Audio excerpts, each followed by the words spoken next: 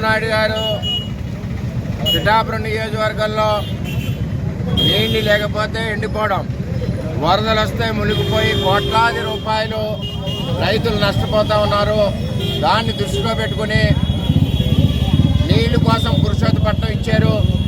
ముంపు నివారణ చేయడం కోసం శుద్ధగడ్డ, కొండకాల వీటి ముంపు నివారణ కోసం ఏలేరు ఫేజ్ 2 ఆధునీకరణకి 156 కోట్ల రూపాయల నిధులు ఇచ్చి పనులు ప్రారంభించిన దాన్ని ఈ ఎంపీ ఎమ్మెల్యే ఉత్తరాలు ఇచ్చి ఎంపీ గీత గారు, ఎమ్మెల్యే దొరబాబు గారు పనులు రద్దు చేయించారు.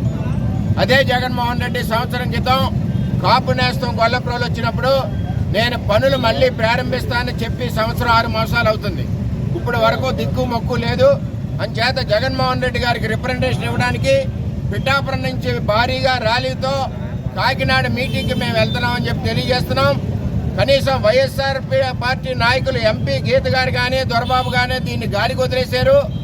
అటువంటి పరిస్థితుల్లో మేము ముఖ్యమంత్రికి ఇచ్చి ఇంకొకసారి పిఠాపురం నియోజకవర్గ రైతుల యొక్క మనోవేదన, వాళ్ళు నష్టపోయి కోట్ల రూపాయలు ఇబ్బందులు, మొన్న తుఫానికి నష్టపోయిన ఇబ్బందులు, ఏలేరు ఆధునీకరణ 2వ ఫేజ్ లేకపోవడం వల్ల జరిగే నష్టాలు అన్నీ విన్నవించి జగన్మోహన్ రెడ్డి కళ్ళు తెరిచే విధంగా ఈవేళ అక్కడ రిప్రజెంటేషన్ ఇచ్చి తెలియజేయాలన్న ఉద్దేశంతో గొల్లప్రోలు రైతాంగం అందరం కూడా ఈరోజు కాకినాడ జగన్మోహన్ రెడ్డి గారి మీటింగ్కి వెళ్ళి అక్కడ మరి పోలీసు వారిని అడుగుతా ఉన్నాం.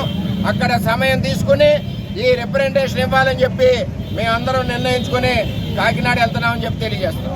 పురుషోత్తపట్నం ఇచ్చారు.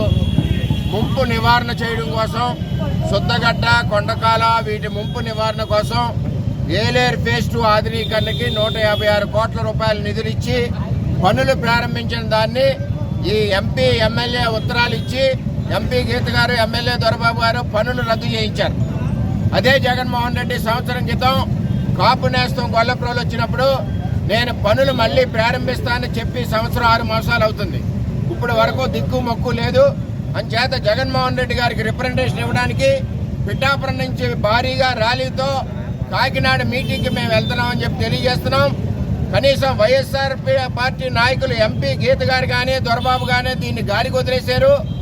అటువంటి పరిస్థితుల్లో మేము ముఖ్యమంత్రికి ఇచ్చి ఇంకొకసారి పిఠాపురం నియోజకవర్గ రైతుల యొక్క మనోవేదన, వాళ్ళు నష్టపోయి కోట్ల రూపాయలు ఇబ్బందులు, మొన్న తుఫానికి నష్టపోయిన ఇబ్బందులు, ఏలేరు ఆధునీకరణ 2వ ఫేజ్ లేకపోవడం వల్ల జరిగే నష్టాలు అన్నీ విన్నవించి జగన్మోహన్ రెడ్డి కళ్ళు తెరిచే విధంగా ఈవేళ అక్కడ రిప్రజెంటేషన్ ఇచ్చి తెలియజేయాలన్న ఉద్దేశంతో గొల్లప్రోలు రైతాంగం అందరం కూడా ఈరోజు కాకినాడ జగన్మోహన్ రెడ్డి గారి మీటింగ్కి వెళ్ళి అక్కడ మరి పోలీసు వారిని అడుగుతా ఉన్నాం.